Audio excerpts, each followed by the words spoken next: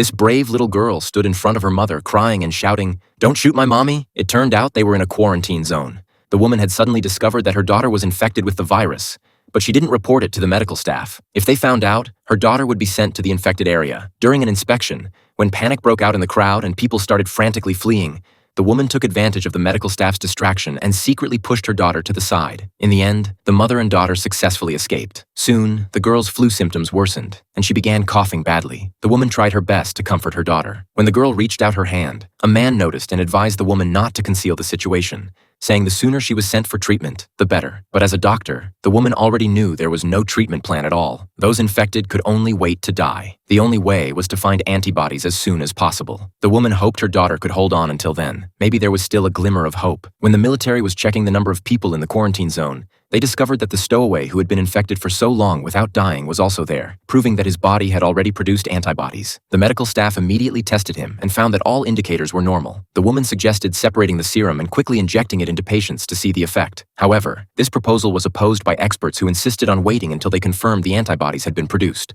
But while they could wait, the girl couldn't, because her condition was now critical. The woman couldn't care less anymore. She sneaked into the lab, intending to directly inject her daughter with the serum. Just as she was administering the injection, there was a sudden violent knocking at the door. The woman quickly sped up and finally managed to complete the last injection of serum before they broke in. But she herself was shot with a tranquilizer gun by the military. In the end, she could only watch helplessly as her daughter was taken away. Fortunately, the man noticed the girl's hair clip that had fallen on the ground and realized something was wrong. Despite attempts to stop him, he went to the rescue, chasing them all the way to an underground parking lot. The man suddenly stopped in his tracks, stunned by the scene before him. The man searched all over but couldn't find the girl. Finally, he found her in the ruins. The man discovered the girl's condition had improved and notified the woman. Upon receiving the news, the woman ran like crazy just to save her daughter as quickly as possible. The little girl was very scared, squeezed in the crowd. Seeing her mother running over, the military ordered to open fire at that moment. The woman was unfortunately shot while trying to protect her daughter. This time, the little girl stood in front of her mother. In the end, the girl moved the military. They discovered that the girl, who had been infected with the virus, had recovered. Ultimately, everyone survived.